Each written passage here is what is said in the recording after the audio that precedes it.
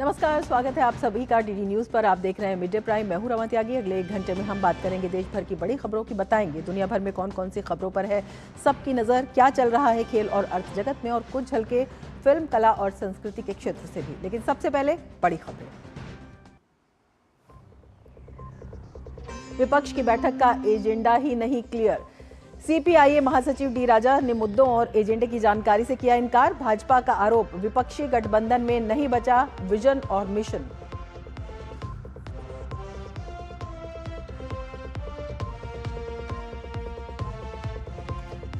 TMC की बढ़ती मुश्किलें, टीएमसी सांसद सुखेंदु शेखर राय ने दिया इस्तीफा, सिद्धांतों को बताया कारण। पाल्टा, चुनावी हिंसा में मुख्य आरोपी टीएमसी नेता जहांगीर खान से गिरफ्तारी के बाद पूछताछ जारी।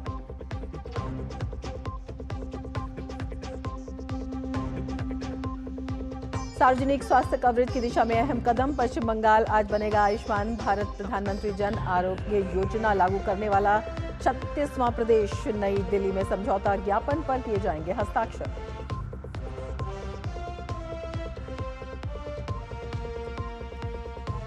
बारह साल के कार्यकाल पर प्रधानमंत्री नरेंद्र मोदी का संदेश, गरीबों और वंचितों के कल्याण पर दिया जोर। लोगों को सम्मान और अवसर देना ही सरकार का प्रमुख उद्देश्य।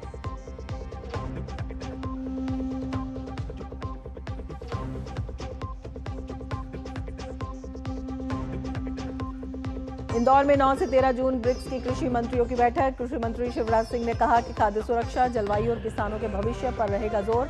अनुसंधान और नई तकनीकों का लाभ छोटे किसानों तक पहुंचाने पर विशेष फोकस।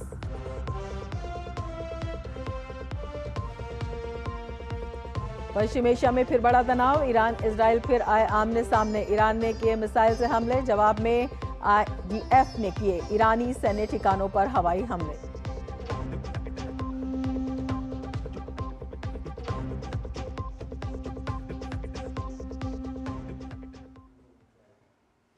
और अब विस्तार से देखते हैं समाचारों को। साझा रणनीति बनाने के लिए विपक्षी इंडी गठबंधन के नेताओं की आज दिल्ली के कॉन्स्टिट्यूशन क्लब में बैठक जारी है। इस बैठक में कांग्रेस के दिग्गज नेताओं सहित कई विपक्षी दलों के प्रमुख शामिल हुए हैं। कांग्रेस की ओर से राहुल गांधी, सोनिया गांधी और पार्टी अध्यक्ष मल्लिकार्जुन खड़गे बैठक में मौजूद हैं। इनके साथ ही समाजवादी पार्टी के प्रमुख अखिलेश यादव, टीएमसी प्रमुख ममता बनर्जी, नेशनल कॉन्फ्रेंस के उमर अब्दुल्ला, एनसीपी की सुप्रिया सुले और पीडीपी प्रमुख महबूबा मुफ्ती जैसे प्रमुख नेता हिस्सा ले रहे हैं। वहीं कांग्रेस की ओर से केसी वेणुगोपाल, पवन खेड़ा, नासिर हुसैन के साथ सपा समर्थित सांसद कपिल सिब्बल और टीएमसी के डेरेक ओब्रायन भी बैठक में मौजूद हैं, जबकि आरजेडी प्रमुख लालू प्रसाद यादव की जगह तेजस्वी यादव गठबंधन का प्रतिनिधित्व कर रहे हैं। सीपीआई के महासचिव डी राजा भी बैठक में शामिल हैं। हालांकि झारखंड के मुख्यमंत्री हेमंत सोरेन और शिवसेना यूबीटी प्रमुख उद्धव ठाकरे दिल्ली में उपस्थित नहीं है, लेकिन गठबंधन के नेताओं के अनुसार ये दोनों नेता वीडियो कॉन्फ्रेंसिंग के माध्यम से बैठक से जुड़े हैं और विचार विमर्श का हिस्सा बने हुए हैं। कांग्रेस ने इस बैठक को लेकर एक बड़ा स्पष्टीकरण दिया है। पार्टी के अनुसार इस बैठक में केवल उन्हीं दलों को आमंत्रित किया गया है जिसका प्रतिनिधित्व संसद में है, यानी जिन पार्टियों के संसद में शून्य सांसद हैं उन्हें इस महत्वपूर्ण चर्चा से दूर रखा गया है। हालांकि गठबंधन के भीतर सब कुछ सामान्य नहीं दिख रहा है। विपक्ष की एकजुटता पर अभी से सवाल उठने लगे हैं। दिल्ली में हो रही इस बैठक से कई प्रमुख सहयोगी दलों ने दूरी बना ली है, जिनमें आम आदमी पार्टी, डीएमके प्रमुख हैं। इसके अलावा विजय की पार्टी टीवीके ने भी इस बैठक से किनारा कर लिया है। बैठक से पहले ही विपक्षी खेमे में कांग्रेस की कार्यशैली को लेकर असंतोष के संकेत मिल रहे हैं। सीपीआईएम ने भी कांग्रेस के रवैये पर अपनी नाराजगी जाहिर की है, जबकि झारखंड मुक्ति मोर्चा की ओर से भी असहमति के सुर सुनाई दिए हैं। राजनीतिक विश्लेषकों का मानना है कि इंडी गठबंधन के सामने एनडीए को चुनौती देने से पहले अपने आंतरिक कलह और समन्वय की कमी को दूर करना सबसे बड़ी चुनौती है।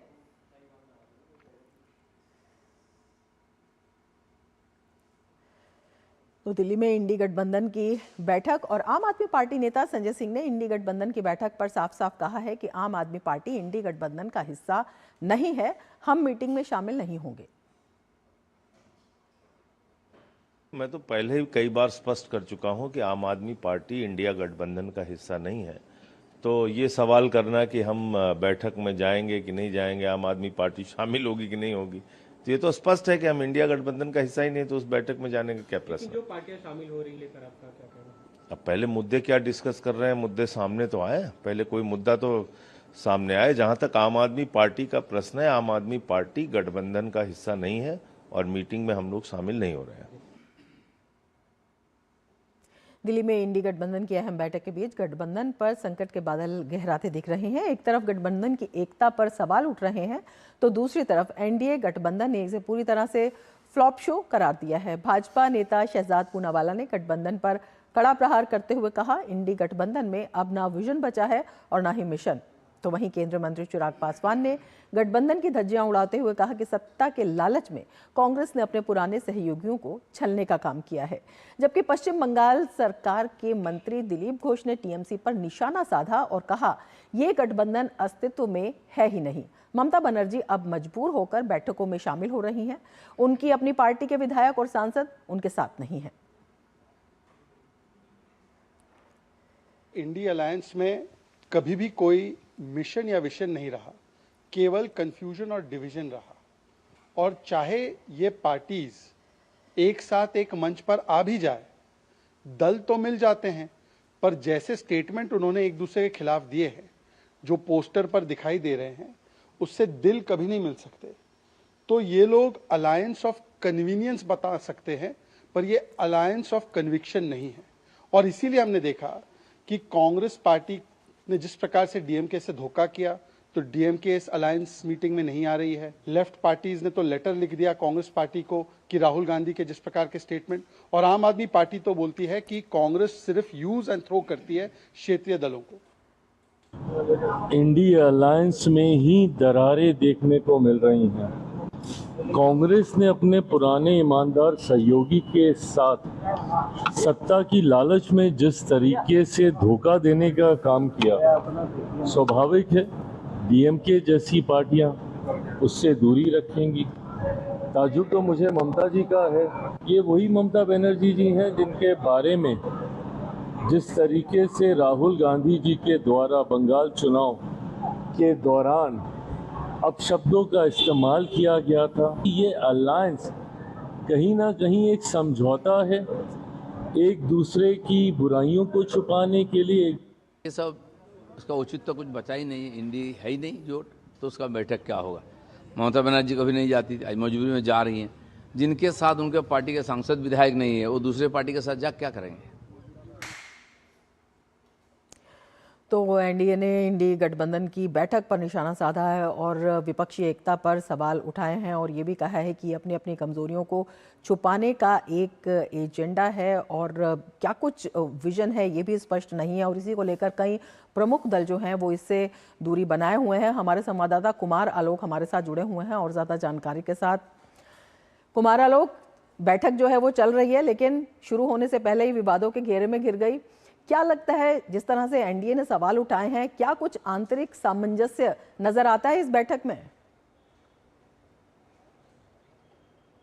देखिए, अगर संख्या बल की बात करें तो अच्छी खासी संख्या में यहाँ जो पार्टियां हैं, विपक्षी पार्टियां यहाँ पर मौजूद हैं। लेकिन अगर हम ओपनिंग रिमार्क्स पर गौर करें, जो मल्लिकार्जुन खड़गे ने जो ओपनिंग रिमार्क्स दिया है, उसमें उन्होंने साफ कहा है कि हम कुछ नहीं बोलेंगे, आप लोग बोलना शुरू कीजिए। यानी कि एजेंडा है ही नहीं इस मीटिंग का।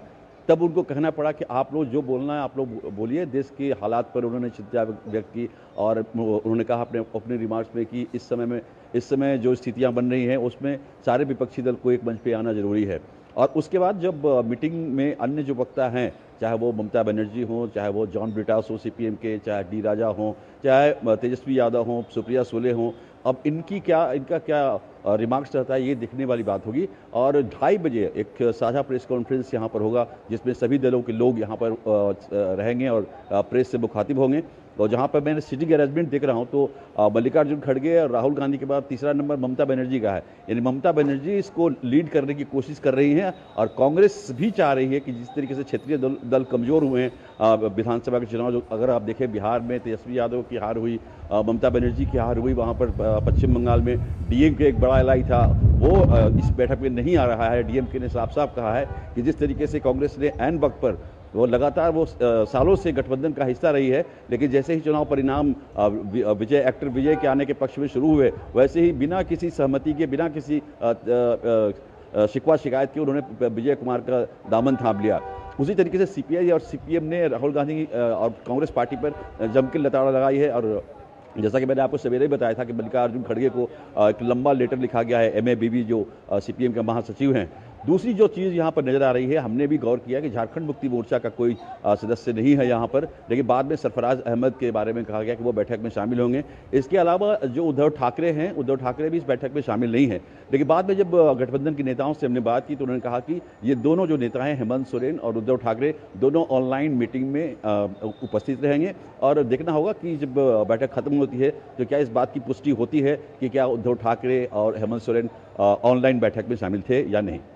बिल्कुल, एक सवाल ये भी आता है कि जो प्रत्यक्ष उपस्थित होने में क्या इस तरह की मजबूरी थी कि ऑनलाइन बैठक में शामिल हुआ, और जो लोग इस बैठक में शामिल नहीं हुए हैं, जिस तरह से हमने देखा कि आम आदमी पार्टी ने साफ तौर पर कह दिया कि एजेंडा ही पता नहीं है, हम इसका हिस्सा नहीं है इंडी गठबंधन का, इसके साथ ही डीएमके इसमें शामिल नहीं हुई है, तो बिना विजन के, बिना एजेंडे के इस बैठक का मकसद क्या नज़र आता है? देखिए, अगर हम इस गठबंधन की बात करें, इंडी गठबंधन की अब बात करें, तो आपने देखा कि किस तरीके से सीपीएम और लेफ्ट पार्टी के खिलाफ जब कांग्रेस वहाँ पर चुनाव लड़ रही थी और कांग्रेस ने जीत भी हासिल की यूडीएफ ने, तो किस तरीके के आरोप लगाए गए सीपीएम नेता पिनारी विजयन पर, तमाम तरह के भ्रष्टाचार के आरोप लगाए गए। और उसी को लेकर के सीपीएम और वामपंथी पार्टियों में इसको लेकर खासी नाराजगी है। ममता बनर्जी के साथ, ममता बनर्जी के खिलाफ जो पिछले बंगाल में जो चुनाव संपन्न हुआ, उसमें भी राहुल गांधी ने काफ़ी अटैकिंग भाषा का इस्तेमाल किया था ममता बनर्जी के प्रति। तो अब जब ममता के रीजनल जो फोर्सेस कमजोर हुई है तो कांग्रेस इसका फायदा उठाना चाह रही है, क्योंकि कांग्रेस को भी पता है कि वो अकेले भारतीय जनता पार्टी के साथ नहीं लड़ सकती है। अगर हम आने वाले जो विधानसभा चुनाव देखें, जो आने वाले हैं, चाहे वो छत्तीसगढ़ हो, चाहे वो हिमाचल हो, चाहे वो आप कहें मध्य प्रदेश हो, या अन्य जो भी राज्य हैं जो आने वाले दिनों में चुनाव वहाँ पर होने वाले हैं, तो उसमें कांग्रेस के, बीजेपी के मुकाबले कांग्रेस है, कोई क्षेत्रीय दल नहीं है। तो कांग्रेस चाहती है कि क्षेत्रीय दलों के साथ मिल करके जो आने वाले जो चुनाव हैं, विधानसभा के चुनाव हैं, वहाँ एक गठबंधन बनाया जाए और सफलता प्राप्त करने की कोशिश किया है इसको लेकर के। और एक जो लंबा 29 जो लोकसभा चुनाव होगा उसको लेकर के क्या रणनीति होनी चाहिए, अभी से कैसे भारतीय जनता पार्टी के खिलाफ मोर्चा हम खड़ा करें, इसको लेकर तमाम तरह की जो बातें हैं वो बैठक में उठ सकती हैं। और 2:30 बजे देखना होगा जब संयुक्त प्रेस कॉन्फ्रेंस होगा गठबंधन के पार्टियों का, उस समय देखना होगा कि क्या इस बैठक का क्या नतीजा या क्या हल निकल के आया है सामने। बिल्कुल, कुमार आलोक, ये भी बात गौर करने की है, जिस तरह से आप बता रहे हैं कि आगामी विधानसभा चुनाव को देखते हुए कुछ रणनीति बनाने के फिराक में है, लेकिन अगर बीते विधानसभा चुनावों को देखते हैं तो ये सभी पार्टियां एक दूसरे से लड़ी हैं, एक दूसरे पर आरोप प्रत्यारोप लगाए हैं, चाहे पश्चिम बंगाल की बात हो, चाहे केरलम की बात हो, आप जम्मू कश्मीर चुनाव को देख लीजिए, वहाँ पर भी अभी उमर अब्दुल्ला और जो महबूबा मुफ्ती हैं आपस में किस तरह से आरोप प्रत्यारोप इन्होंने लगाए थे और आपस में किस तरह से लड़ाई हुई थी। तो आपस में इतना ज़्यादा जो है असमंजस होने के बावजूद, इतना ज़्यादा खिंचाव होने के बावजूद किस तरह से एक मजबूत अलायंस का ये गठबंधन कर सकते हैं या बना सकते हैं, बड़े सवाल इस पर भी खड़े होते हैं। देखिए, पंजाब में चुनाव होने वाले हैं और वहाँ विधानसभा चुनाव में आम आदमी पार्टी और कांग्रेस के बीच टक्कर है। हालांकि भारतीय जनता पार्टी और अकाली दल के बीच भी गठबंधन हो सकता है, लेकिन अब अगर कांग्रेस से दोस्ती करती है आम आदमी पार्टी तो वहाँ किस मुंह से वो उसके खिलाफ लड़ेगी।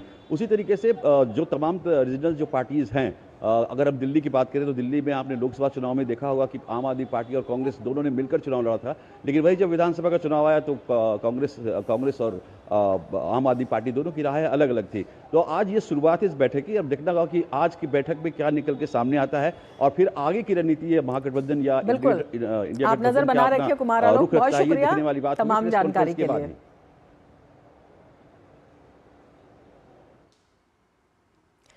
आगे बढ़ते हैं। पश्चिम बंगाल की पूर्व मुख्यमंत्री ममता बनर्जी की मुश्किलें कम होने का नाम नहीं ले रही हैं। एक तरफ ममता बनर्जी दिल्ली में विपक्षी गठबंधन की बैठक में हिस्सा ले रही हैं, तो वहीं टीएमसी के वरिष्ठ नेता और राज्यसभा सांसद सुखेंदु शेखर राय ने तृणमूल कांग्रेस पार्टी की प्राथमिक सदस्यता से राज्यसभा की अपनी सदस्यता से इस्तीफा दे दिया है। मिली जानकारी के मुताबिक इस्तीफा राज्यसभा के सभापति को सौंप दिया है और इसकी प्रति ममता बनर्जी को भी भेज दी है। सुखेंदु शेखर राय का कहना है कि उनका कार्यकाल 2029 तक था, लेकिन सिद्धांतों से समझौता न करने के कारण उन्होंने ये फैसला लिया। साथ ही उन्होंने आरोप लगाया कि जनता का टीएमसी से भरोसा कम हो गया है और पार्टी आम लोगों से कट चुकी है। उन्होंने पार्टी के कई नेताओं पर निशाना साधते हुए कहा कि हर कोई खुद को राष्ट्रीय नेता बताता है, साथ ही ऐसे नेताओं की संपत्तियों की जांच होनी चाहिए। वहीं उन्होंने मांग की है कि आरजीकर प्रकरण के बाद पिछले 5 वर्षों में सरकारी अस्पतालों में दवाइयों और चिकित्सा उपकरणों की आपूर्ति से जुड़े ठेकों की फोरेंसिक ऑडिट कराई जानी चाहिए ताकि संभावित अनियमितताओं की सच्चाई सामने आ सके। सुखेंदु के इस्तीफे की टाइमिंग ने तृणमूल कांग्रेस के सामने बड़ा संकट खड़ा कर दिया है।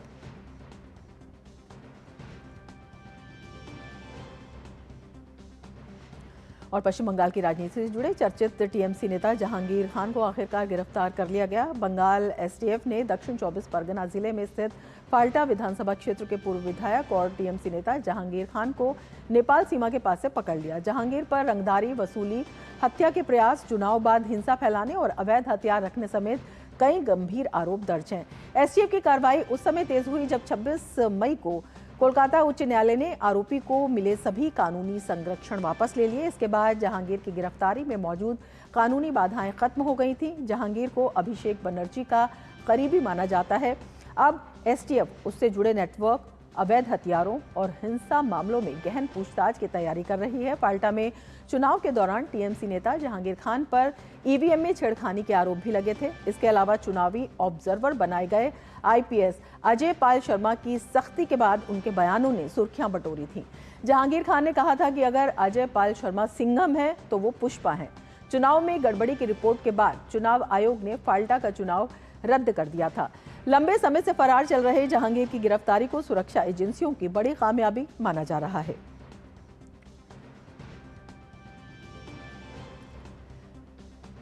तो ममता बनर्जी की मुश्किलें कम होने का नाम नहीं ले रही हैं।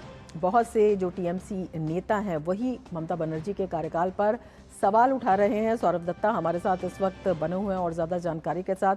सौरभ, ममता बनर्जी की मुश्किलें खत्म होने का नाम क्यों नहीं ले रही हैं? क्या इसकी वजह है? लगातार हम देख रहे हैं कि सत्ता जाने के बाद से जो टीएमसी विधायकों में वहां पर टीएमसी के जो नेता हैं उनमें जिस तरह से खलबली मची, जिस तरह से पार्टी में एक बड़ी टूट सामने भी आई, क्या इसकी वजह है? अब क्योंकि वो नेतृत्व पर निशाना साध रहे हैं और कहीं ना कहीं आंतरिक असंतोष है वो खुलकर नजर आ रहा है। इसकी वजह क्या है? रमा जी, देखिए, आज जो राज्यसभा के प्रवीण सांसद सुखेंदु शेखर राय अपने इस्तीफा देने के बाद जो बातों का जिक्र किया है वही बातें सारे जो दल के जो बागी विधायक है, सांसद है, वो वही बातें दोहरा रहे हैं।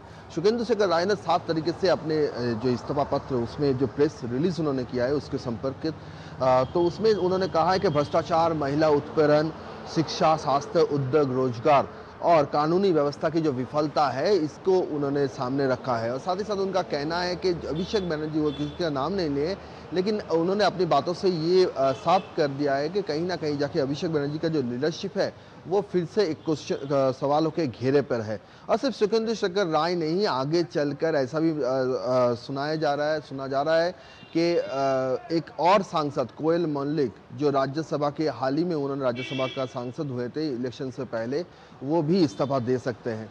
और लोकसभा के जो सांसद हैं जो इस्तीफा दे सकते हैं या फिर चेयरमैन लोकसभा के स्पीकर के पास लोकसभा के स्पीकर ओम बिरला के पास चिट्ठी देकर, जैसे विधानसभा में स्पीकर रविंद्रनाथ बसु के पास चिट्ठी देकर ऋतुव्रत बंदोपाध्याय, संदीपन साहा ने विपक्ष के नेता शुभेंदु शेखर राय ने कई तरह के कई गंभीर आरोप भी लगाए हैं। सौरभ,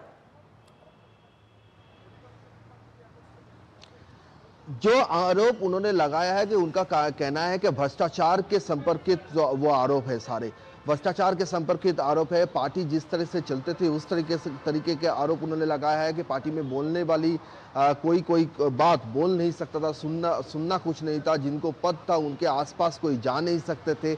और यहाँ तक कि आरजीकर कांड का उन्होंने मेंशन किया है, जहाँ नारी सुरक्षा की बात हो। उन्होंने कहा है कि सरकारी अस्पतालों में 5 सालों से जो सारे मेडिसिन, जो इक्विपमेंट्स सप्लाई किए जाते थे वो कौन सप्लाई करता था, वो किसको मिलता था, टेंडर किसको मिलता था। था, उसका क्वालिटी क्या था, यानी एक तरफ से भ्रष्टाचार को निशाना साधा है। और यही बात मैं बोल रहा था कि सुखेंदु शेखर राय ने जो बात सामने रखा है, उन्हीं सारे बातों को लेकर लोकसभा के और बहुत सारे एमपीज हैं जो कल एक बैठक किए हैं, और इस बैठक में जो लोग हाजिर, जो सांसद हाजिर थे तृणमूल के, उनके जो नाम सामने आ रहे हैं, कहा जा रहा है कि प्रसून बनर्जी, काकोली घोष दस्तीदार, बांकुड़ा के एमपी है अरूप चक्रवर्ती, कालीग्राम के झारग्राम के एमपी है काली सोरेन, ऐसे बहुत सारे, शर्मिला सरकार है, ऐसे बहुत सारे एमपीज हैं जो उनके नाम गिनवाए जा रहे हैं कि आगे चल के देखा जा सकता है कि ये सारे एमपीज भी, जैसे विधानसभा में विधायकों ने जिस तरह से इस्तीफा दिया था स्पीकर के पास,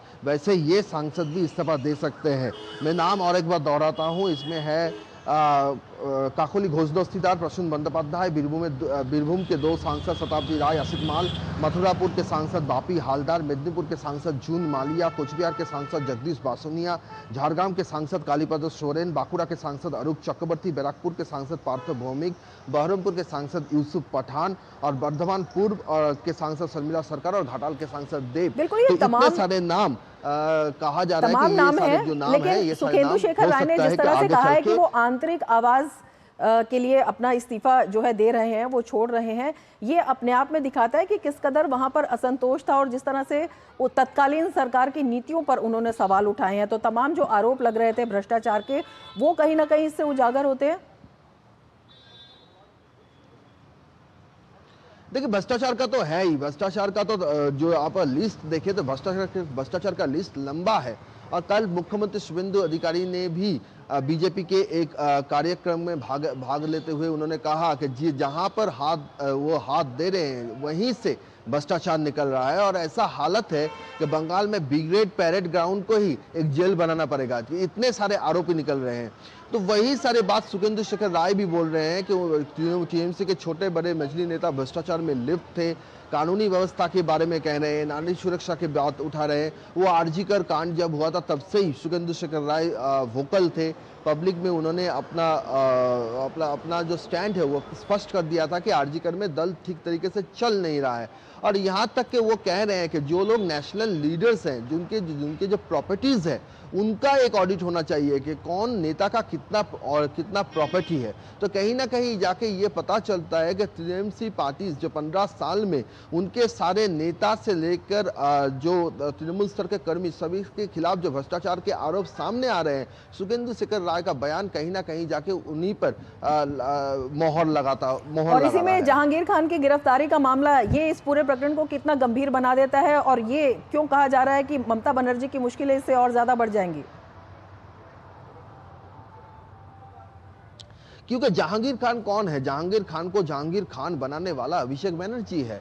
डायमंड हार्बर मॉडल के जो सारे डायमंड्स थे, उसके जो कोहिनूर था, वो जहांगीर खान है। इससे पहले शौकत मोल्ला अरेस्ट हुए हैं 2 दिन पहले, जहांगीर खान अभी अरेस्ट हो गए। उनको नेपाल बॉर्डर से राज्य पुलिस और एसटीएफ ने उनको पकड़ा है। उनके खिलाफ काफ़ी सारे आरोप है, रंगदारी वसूली की आरोप है, लोगों को डराना धमकाना, इलीगल आर्म्स मौजूद करना, पोस्टफुल वायलेंस का, ये सारे आरोप उनके साथ है। और पहले 2019 में जब उनके खिलाफ पहला केस रजिस्टर्ड हुआ, तब उनको कोलकाता हाई कोर्ट से कानूनी संरक्षण मिला। और इसमें भी कहा जा रहा है कि तृणमूल के लीडर्स ने उसमें इन्फ्लुएंस, उनके वजह से उसको वो संभव हुआ कि वो कानूनी संरक्षण पाए। और फिर जब यहाँ पे जो रिपोल का समय आया, तो रिपोल के समय भी उन्होंने और एक मामले में कानूनी संरक्षण मांगा था कोलकाता हाई कोर्ट से। लेकिन 26 मई को कोलकाता हाई कोर्ट ने सभी संरक्षण उनके ऊपर से उठा लिया था, और उसके चलते ही एसटीएफ ने उसको ढूंढ रहे थे, पर राज्य पुलिस उनकी खोज में था। और नेपाल के पास उनको पकड़ा गया। और कहा जा रहा है कि वो नेपाल भाग जाना चाहते थे। उससे पहले ही राज्य पुलिस और बंगाल एसटीएफ को को एक बड़ा सक्सेस मिला। इसलिए मिला ये बड़ा जो सफलता उनको मिला है, इसका एक बड़ा कारण ये भी इससे साथ इस बात को जुड़ रहा है, जिसका जो सवाल आपका था कि इससे क्यों ममता बनर्जी को तकलीफ हो सकता है। ममता बनर्जी को तकलीफ हो सकता है क्योंकि अभिषेक बनर्जी के क्लोज थे जहांगीर खान, तो जहांगीर खान के खिलाफ जो सारे आरोप हैं उनको, वो सारे आरोप के पीछे कौन है, किसके बलबूते पर जहांगीर खान ये सारे काम करते थे, ये जो रंगदारी वसूली की काम होता था, क्या वो अपनी मर्जी से करते थे या फिर उनको वो करना पड़ता था। तो ये सारी बातें इसके साथ जुड़ी हुई है। और साथ ही साथ आप जानते हैं कि अभिषेक बनर्जी वो उनके खिलाफ भी काफी सारे आरोप है, और अभी जो फोर्जरी सिग्नेचर की जो आरोप थे उसमें आज उनकी पेशी थी, वो आज पेशी टाल चुके हैं दिल्ली के कारण को दिखाकर। लेकिन ऐसा माना जा रहा है कि शौकत मोल्ला, उसके बाद जहांगीर खान, एक के बाद ये जो लोग अरेस्ट हो रहे हैं, इसके चलते आगे चलकर जांच अभिषेक बनर्जी तक भी पहुंच सकता है। बिल्कुल, यही वजह है कि कहा जा रहा है कि जो बड़ी मुश्किल है वो सामने खड़ी हो गई है। जिस तरह के तमाम मामले हैं, जिस तरह के जो आरोप लगे हैं और जो प्रक्रम सामने आए भी हैं, इसके साथ ही ममता बनर्जी इंडी गठबंधन की बैठक में आज शामिल हो रही हैं और इसके जिस तरह से उनकी स्थिति यहाँ पर नज़र आ रही है, एनडीए ने भी उस पर निशाना साधा। एनडीए ने कहा कि सभी दल जो हैं अपनी अपनी कमज़ोरी को छुपाने की कोशिश कर रहे हैं। तो ममता बनर्जी के ऊपर ये लागू होता दिखाई दे रहा है सौरभ? देखिए, ममता बनर्जी अब इस हाल में है कि वो कुछ भी पकड़कर अपना जो राजनीतिक जो एग्जिस्टेंस है, पॉलिटिकल जो एग्जिस्टेंस है, उसको कायम रखना चाहती है। क्योंकि आप देख रहे हैं कि विधायक पहले बागी हो गए, सांसद के लिस्ट मैंने गिनवाए कि कितने बागी के लिस्ट में हैं, और सुखेंदु शेखर राय तो आज इस्तीफा दे ही चुके हैं। काउंसिलर्स के जो थे, कल उन्होंने दिल्ली जाने से पहले एक बैठक बुलाया था कोलकाता कॉरपोरेशन काफ़ी अहम है बंगाल की पॉलिटिक्स में, क्योंकि कहा जाता है कि अगर स्टेट सेक्रेटरीट के बाद अगर कोई पावर सेंटर है तो वो है कोलकाता कॉरपोरेशन। 144 कॉरपोरेटर वहाँ पे हैं, और इसी के चलते उसी कॉरपोरेशन की जब बैठक बुलाए जाते हैं, मेयर फिराद हाकिम कुछ दिन पहले ही उन्होंने रिज़ाइन कर दिया है, ये कारण दिखा के वो काम नहीं कर पा रहे हैं, क्योंकि उनका कहना है, उनका मानना है कि उनको काम करने नहीं दिया जा रहा है। लेकिन कल बैठक बुलाया था, लेकिन उस बैठक में काउंसलर्स भी आना नहीं चाहते थे, इसलिए वो बैठक कैंसिल करना पड़ा। और ममता बनर्जी जब दिल्ली की फ्लाइट पकड़ी तो एक तरफ से उनका जो बॉडी लैंग्वेज था, उससे पता चलता था कि वो दबाव में है। और कल आप देखिए दिल्ली पर जाकर उनसे मिले कौन? सिर्फ कीर्ति आज़ाद ने उनसे मिला और कहा कि मैं ममता बनर्जी के साथ हूँ, मरते दम तक साथ हूँ। और कल रात ही एक बैठक हो गया, जिस बैठक में कौन कौन सांसद मौजूद थे वो मैंने कुछ देर पहले आपको बोला। जब प्रसून बनर्जी थे, कालीपद सोरेन थे, अरूप चक्रवर्ती थे। तो ये सारी बातें जब एक समय था जब ममता बनर्जी दिल्ली पहुंचती थी और उनके इर्द गिर्द उनके पार्टी के नेता, पार्टी के सांसद, सभी लोग उनके साथ चलते थे, एक साथ चलते थे। आज कोई नहीं दिख रहा है। आज उस कॉन्स्टिट्यूशन क्लब गए, कितने सांसद थे उनके दल के, कितने सांसद? मुश्किलें तो बड़ी हुई दिखाई दे रही हैं सौरभ। यही सारी बातें हैं कि नजर बनाए रखिए तमाम स्थिति पर। धन्यवाद पूरी जानकारी के लिए। आगे बढ़ेंगे, लेकिन उससे पहले वक्त है एक ब्रेक का। बने रहिए जीजी न्यूज के साथ। आप फिक्र मत कीजिए खन्ना साहब, वादा तो कर दिया, पर ये पहुंचेगा कैसे? एक दिन में मार्कशीट कैसे मिलेगी शालिनी को? कल संडे है, मॉम की दवाइयाँ कल तक नहीं पहुंची तो पहुंच जाएगा। जो भी तुम चाहोगे वही पहुंचाऊंगा, एक दिन में डिलीवरी करके आऊंगा। सबको पता है कि मैं सबका दोस्त हूँ, हर सामान टाइम से पहुंचाने की ये बात है, दिल को दिल से मिलाने की ये बात है। ये है भारतीय डाक की नई 24 स्पीड पोस्ट सेवा। अब आपकी हर पोस्ट की गारंटीड डिलीवरी सिर्फ एक दिन में, ओटीपी की अतिरिक्त सुरक्षा के साथ। 24 स्पीड पोस्ट, भरोसा आपका, वादा हमारा। डाक सेवा, जन सेवा। पता है, लोग अक्सर मुझसे पूछते हैं कॉल सेंटर का स्टेडी जॉब क्यों छोड़ा? I wanted more out of life. बस मैंने अपना स्टार्टअप शुरू किया। जानना चाहोगे कैसे? Then start up your own business as an LIC agent. यहाँ सब कुछ है, great products, zero investment, leading organisation and unlimited opportunities. तो क्या आप तैयार है? LIC एजेंट बनो, अब बड़ा सोचो। हमारी वेबसाइट पर जाएं या अपनी नजदीकी LIC शाखा से संपर्क करें। पश्चिम बंगाल स्वास्थ्य क्षेत्र में एक बड़ा कदम उठाने जा रहा है। राज्य में जल्द ही केंद्र सरकार की महत्वाकांक्षी आयुष्मान भारत प्रधानमंत्री जन आरोग्य योजना लागू होने जा रही है। इसके साथ ही पश्चिम बंगाल इस स्वास्थ्य योजना को अपनाने वाला देश का 36वां राज्य बन जाएगा। योजना को जमीन पर उतारने के लिए आज राष्ट्रीय स्वास्थ्य प्राधिकरण और पश्चिम बंगाल सरकार के बीच एक आधिकारिक समझौता ज्ञापन पर हस्ताक्षर किए जाएंगे। इस समझौते के बाद राज्य के लाखों परिवारों को मुफ्त और कैशलेस इलाज की सुविधा मिलेगी। MOU हस्ताक्षर समारोह की अध्यक्षता केंद्रीय स्वास्थ्य एवं परिवार कल्याण मंत्री JP नड्डा करेंगे। वहीं समारोह में पश्चिम बंगाल के मुख्यमंत्री शुभेंदु अधिकारी भी विशेष रूप से उपस्थित रहेंगे। आयुष्मान भारत PMJAY पात्र लाभार्थियों को सेकेंडरी और टर्शरी देखभाल के लिए अस्पताल में भर्ती होने पर प्रति परिवार प्रति वर्ष 5 लाख तक का स्वास्थ्य कवर प्रदान करता है।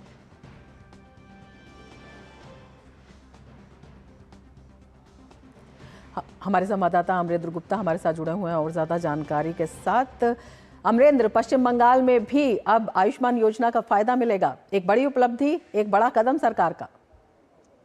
निश्चित तौर पर रमा, जब से बंगाल में सत्ता परिवर्तित हुई है और भारतीय जनता पार्टी की सरकार बनी है जिसकी अगुवाई शुभेंदु अधिकारी कर रहे हैं, तब से अगर आप 1 महीने के पूरे कार्यकाल को अभी तक देखें तो वो सारी योजनाएं जो अब तक केंद्र सरकार की योजनाएं बंगाल में बैन थी, बंगाल तक पहुंच नहीं पा रही थी, उसको न सिर्फ प्रारंभ किया है बल्कि आज बंगाल के इतिहास में एक बड़ा दिन भी माना जा सकता है। बंगाल के लिए एक बड़ी तारीख भी मानी जा सकती है जब दुनिया की सबसे बड़ी हेल्थ स्कीम आयुष्मान भारत प्रधानमंत्री जन आरोग्य योजना का जो पहुंच है वो बंगाल तक पहुंच रही है। और इसमें सबसे बड़ी बात कि जिस तरह से अगर आपने पिछले दिनों देखा हो कि प्रधानमंत्री की बेटी बचाओ बेटी पढ़ाओ योजना हो या फसल बीमा योजना हो, शुभेंदु अधिकारी ने राज्य और केंद्र सरकार के जो रिश्ते हैं उसको मजबूत करते हुए केंद्र सरकार की अगुवाई में वो सारी योजनाओं को बंगाल तक पहुंचाने का प्रयास कर रहे हैं। और आज जो बड़ा दिन इसलिए भी है कि स्वयं इस बड़े मौके पर जब आयुष्मान भारत आरोग्य योजना पहुंच रही है तब शुभेंदु अधिकारी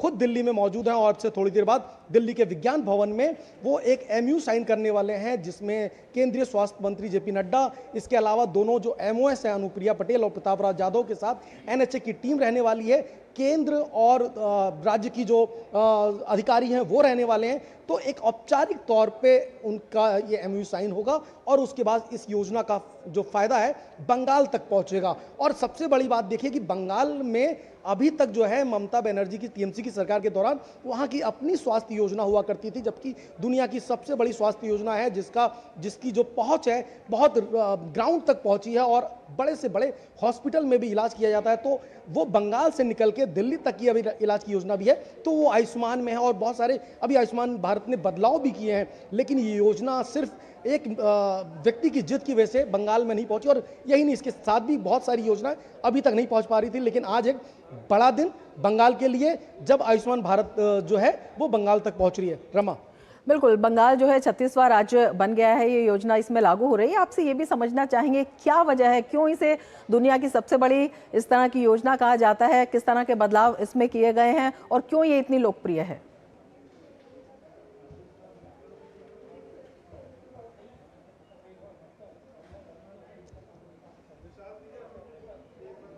रमा, देखिए जो आज बड़ा कार्यक्रम इसलिए भी होने वाला है कि अगर आप देखें कि दिल्ली के विज्ञान भवन में न सिर्फ मुख्यमंत्री मौजूद रहने वाले हैं बल्कि आप खुद केंद्रीय स्वास्थ्य मंत्री रह रहे हैं और दोनों मतलब केंद्र और राज्य के अधिकारी के अलावा नेशनल NHA की टीम हेल्थ की टीम रहने वाली है। तो उनके सामने इस औपचारिक सिर्फ समझौता किया जा रहा है, लेकिन इसकी पहुंच जो है सीधे बंगाल तक पहुंचेगी। और आप देखें पिछले 1 महीने, अभी सिर्फ 1 महीने शुभेंदु अधिकारी को मुख्यमंत्री के तौर पे हुआ है, लेकिन जिस तरह से वो ताबड़तोड़ फैसले कर रहे हैं जो राज्य के हित में देखे जा सकते हैं और उसमें सबसे बड़ी प्राथमिकता उन्होंने दी है केंद्र की वो योजनाएं जो अभी तक लंबित थी बंगाल में, जो नहीं पहुंच पा रही थी, जिसको पहुंचाने के लिए शुभेंदु अधिकारी ने साफ तौर पर कहा है कि केंद्र की हर वो कल्याणकारी और लाभकारी योजना जो है बंगाल तक पहुंचेगी। और जिस तरह से प्रधानमंत्री नरेंद्र मोदी की सरकार का जो विजन है कि ग्राउंड जीरो तक जो लाभार्थी हैं उन तक वो लाभ पहुंचे, वो जो फायदा पहुंचे, तो उसको पहुंचाने के लिए शुभेंदु अधिकारी ने कमर कस लिया और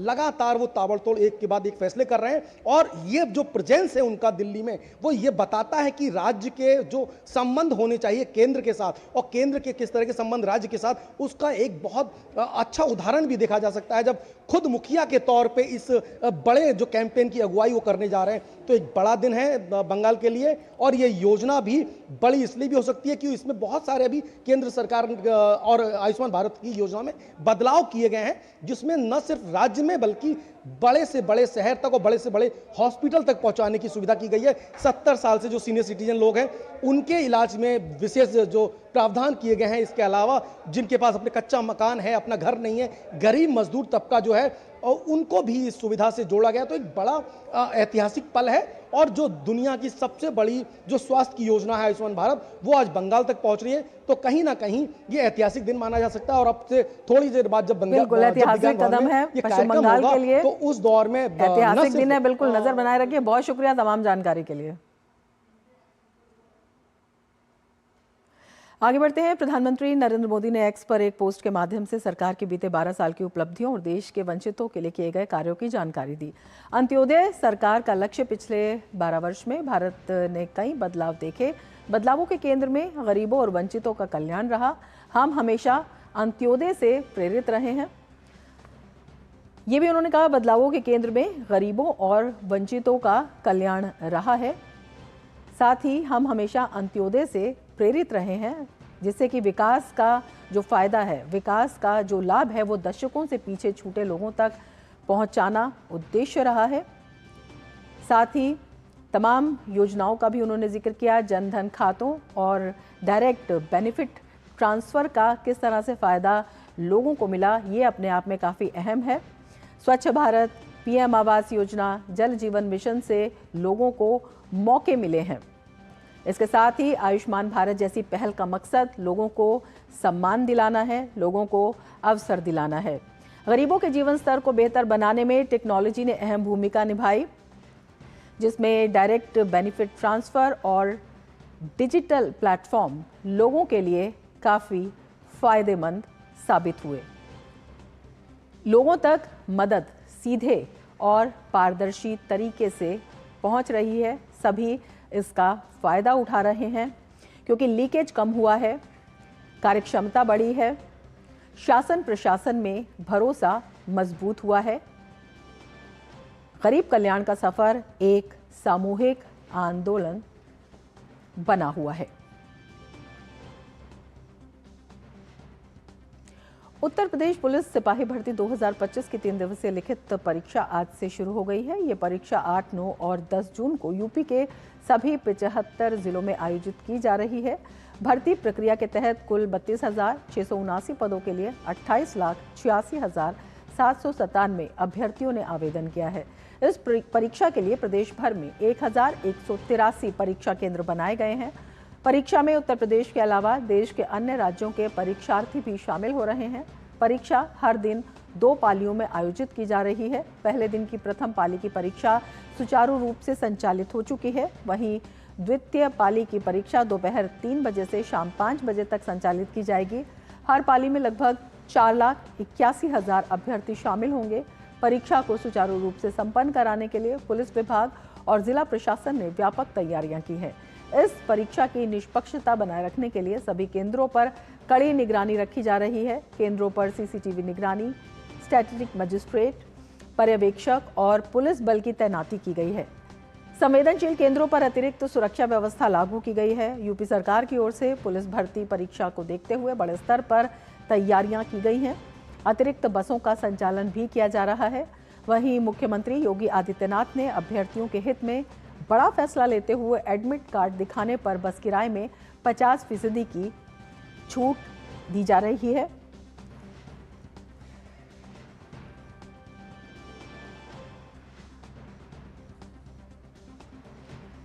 उत्तर प्रदेश पुलिस सिपाही भर्ती परीक्षा 8, 9 और 10 जून को यूपी के सभी 75 जिलों में आयोजित की जा रही है। परीक्षा हर दिन 2 पालियों में आयोजित की जा रही है।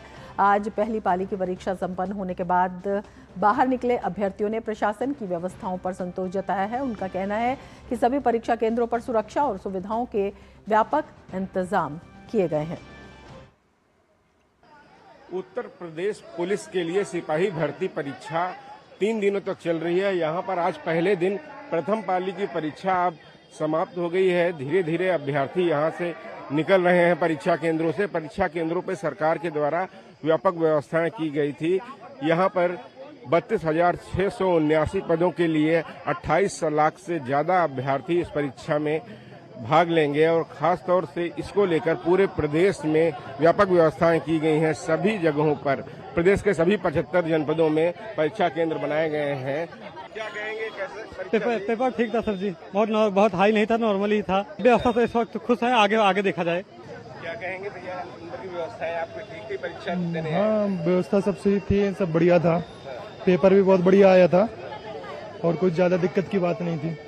सारा पोर्शन अच्छा था, व्यवस्थाएं बहुत अच्छी हैं। बस थोड़ा जीके का पोर्शन हार्ड था, बाकी तो सब नॉर्मल था।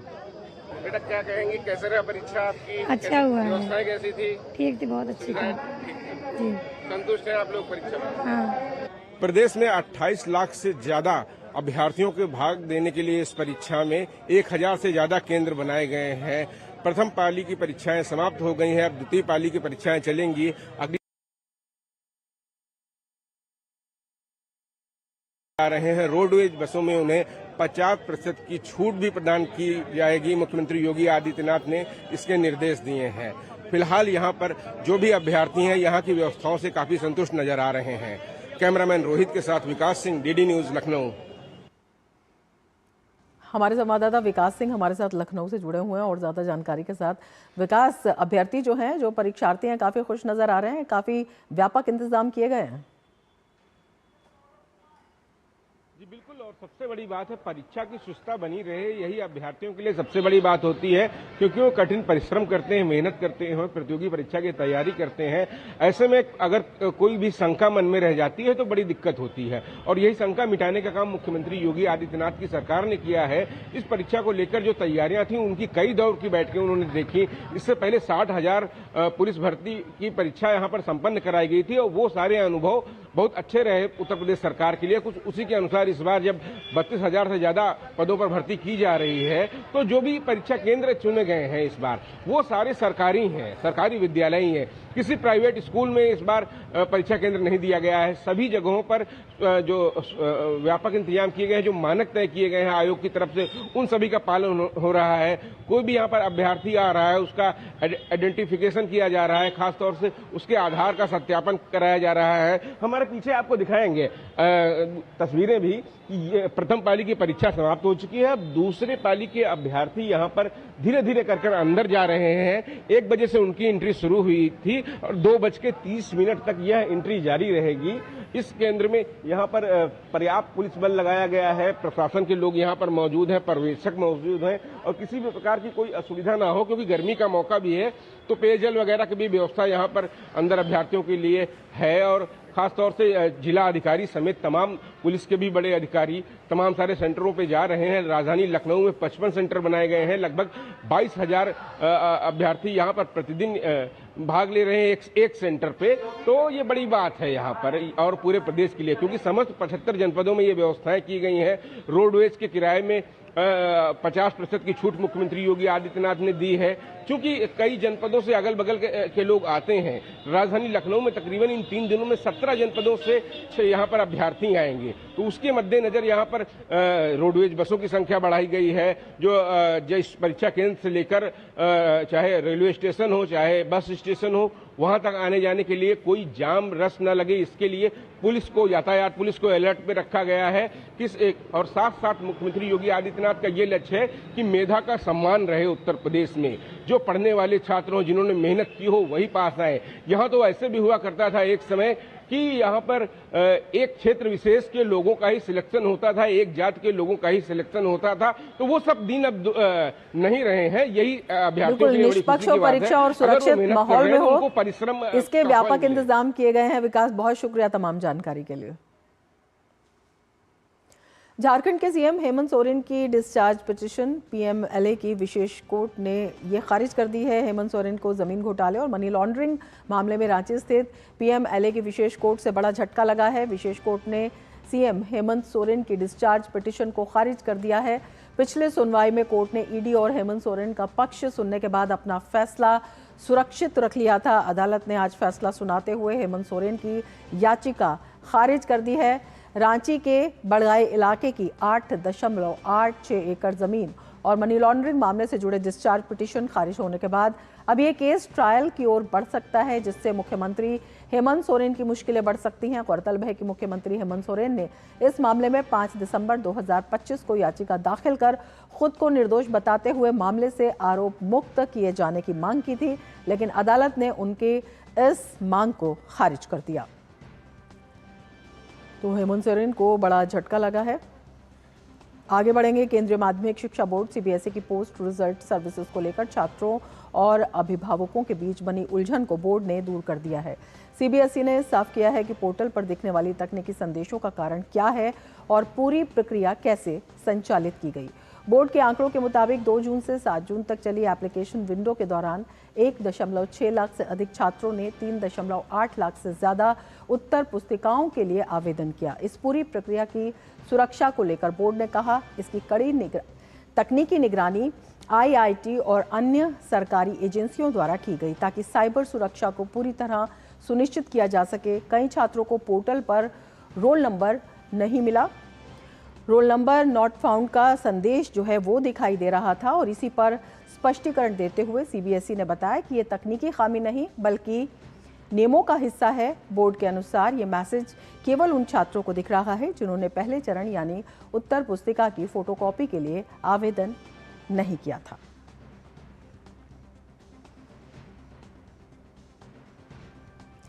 पश्चिम एशिया में हालात तेजी से बिगड़ते नजर आ रहे हैं। अप्रैल में लागू हुए सीज फायर के बाद पहली बार ईरान ने सीधे इजराइल पर मिसाइलों की बौछार कर दी। इसके बाद इजराइल ने भी जवाबी हमला करते हुए पश्चिमी और मध्य ईरान में सैन्य ठिकानों पर एयर स्ट्राइक की है। इजरायली सेना ने सोशल मीडिया प्लेटफॉर्म एक्स पर दावा किया कि उसकी वायुसेना ने ईरानी शासन से जुड़े कई सैन्य ठिकानों को निशाना बनाया। पश्चिम एशिया में तनाव एक बार फिर बढ़ गया है। अमेरिकी राष्ट्रपति डोनाल्ड ट्रंप ने दोनों पक्षों को रोकने की कोशिश की लेकिन नाकाम रहे।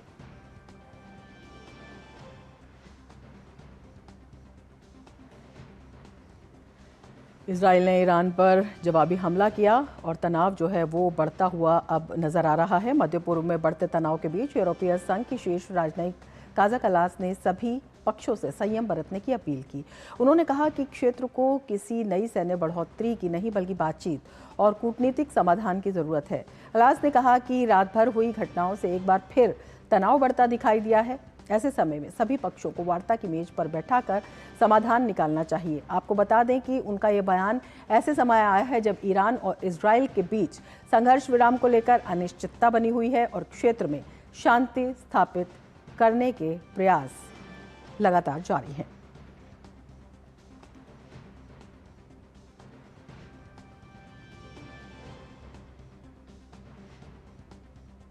और अब वक्त है खेल की खबर का। गौरव हमारे साथ जुड़ चुके हैं। गौरव, क्या कुछ खास खेल की खबरों में आज? शुक्रिया रमा। और खेल जगत से शुरुआत करते हैं। जो खबर की शुरुआत होगी वो भारत और अफगानिस्तान के बीच खेले जा रहे एक टेस्ट मैच से करते हैं, जहां पर आज इस टेस्ट मैच का तीसरा दिन है और ताज़ा समाचार मिलने तक अफगानिस्तान ने अपनी दूसरी पारी में 2 विकेट के नुकसान पर 85 रन बना लिए हैं।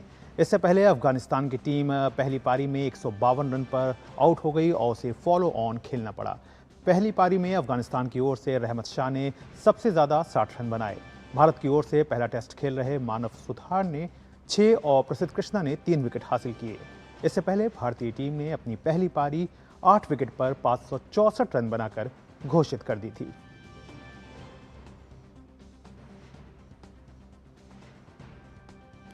और अब बात कर लेते हैं हॉकी की, जहां जापान में आयोजित अंडर 18 एशिया कप 2026 का स्वर्ण पदक जीतने वाली भारतीय पुरुष हॉकी टीम और कांस्य पदक हासिल करने वाली महिला अंडर 18 टीम आज सुबह स्वदेश लौट आई। विजेता टीम जैसे ही दिल्ली के इंदिरा गांधी अंतर्राष्ट्रीय हवाई अड्डे पर पहुंची तो उनका गर्मजोशी के साथ स्वागत किया गया। इस मौके पर हॉकी इंडिया, खिलाड़ियों के परिजन और फैंस ने खिलाड़ियों को जीत की शुभकामनाएं दी। अंडर 18 एशिया कप के फाइनल में जापान के खिलाफ 3 गोल दागने वाले आशीष तानी मूर्ति ने टीम की जीत पर अपनी खुशी जाहिर की। वहीं टीम के कोच और पूर्व हॉकी खिलाड़ी सरदार सिंह ने कहा कि पूरे टूर्नामेंट के दौरान टीम का प्रदर्शन शानदार रहा। भारतीय अंडर 18 हॉकी टीम ने फाइनल में जापान को 4-1 से हराकर स्वर्ण पदक जीता। वहीं महिला टीम ने दक्षिण कोरिया को 3-0 से शिकस्त देकर कांस्य पदक को अपने नाम किया। काफ़ी अच्छा लग रहा है और एज ए टीम हम लोग खेल रहे थे तो काफ़ी अच्छा लगा और हमारे कोच और जो भी मैनेजर थे, स्टाफ सब काफ़ी सारे कोई अच्छे थे और एज ए टीम हम लोग खेल रहे थे तो और हम लोग देश को रिप्रेजेंट कर रहे थे वहाँ, तो हम लोग को देश के लिए खेलना था और हम लोग देश के लिए गोल्ड मेडल भी जीत के लाए। पूरी हॉकी अगर हम देखें इंडिविजुअली एज ए टीम हमने काफ़ी अच्छा परफॉर्म किया और हमारा टारगेट यही था कि हमने एक अच्छी हॉकी खेलनी। जो हमने ट्रेनिंग कैंप्स में चीज़ें करी हैं, मिडफील्डर, फॉरवर्ड, डिफेंडर्स को जो बताया था, जो जिनकी टास्क थी तो वही किया। तो जब आप अपनी टास्क 110% एफर्ट करते हो तो रिजल्ट ऑटोमेटिकली अपनी फेवर में आता है। तो वाकई एक शानदार जीत के साथ वतन वापसी हुई है भारतीय हॉकी टीम की। और अब बात कर लेते हैं कुश्ती की, जहां Ulaanbaatar open ranking series tournament में भारतीय पहलवानों ने कुल 16 पदक जीते। इनमें 8 स्वर्ण पदक शामिल रहे। भारत ने पुरुषों की और महिलाओं के फ्री स्टाइल वर्ग में 3-3 स्वर्ण पदक हासिल किए। वहीं ग्रीको रोमन रेसलिंग में 2 स्वर्ण पदक जीतने में कामयाबी पाई।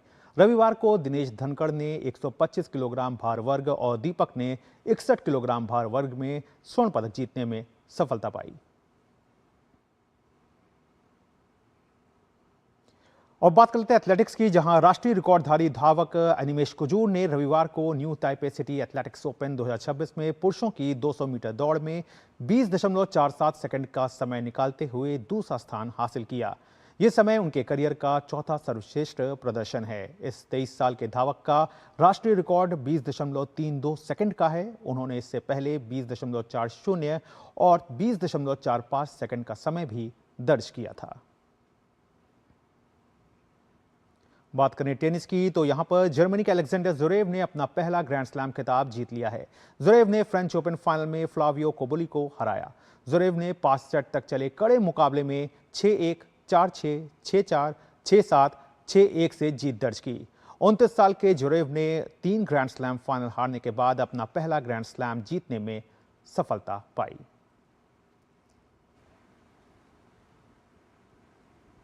तो रमा, ये थी खेल जगत से जुड़ी हुई तमाम बड़ी खबरें। वापस एक बार फिर से आपके पास। धन्यवाद गौरव, तमाम खबरों की जानकारी के लिए। आगे बढ़ते हैं। सूचना, शिक्षा और जन जागरण के क्षेत्र में महत्वपूर्ण भूमिका निभाने वाले भारतीय रेडियो के इतिहास में 8 जून का दिन विशेष महत्व रखता है। वर्ष 1936 में इसी दिन इंडियन स्टेट ब्रॉडकास्टिंग सर्विस का नाम बदलकर ऑल इंडिया रेडियो रखा गया था। ये केवल एक प्रशासनिक परिवर्तन नहीं था, बल्कि देश भर के विविध भाषाओं, संस्कृतियों और विचारों को एक मंच पर लाने की दिशा में एक महत्वपूर्ण कदम था। देखिए भारतीय प्रसारण इतिहास के इस महत्वपूर्ण पड़ाव पर आधारित हमारी ये विशेष रिपोर्ट।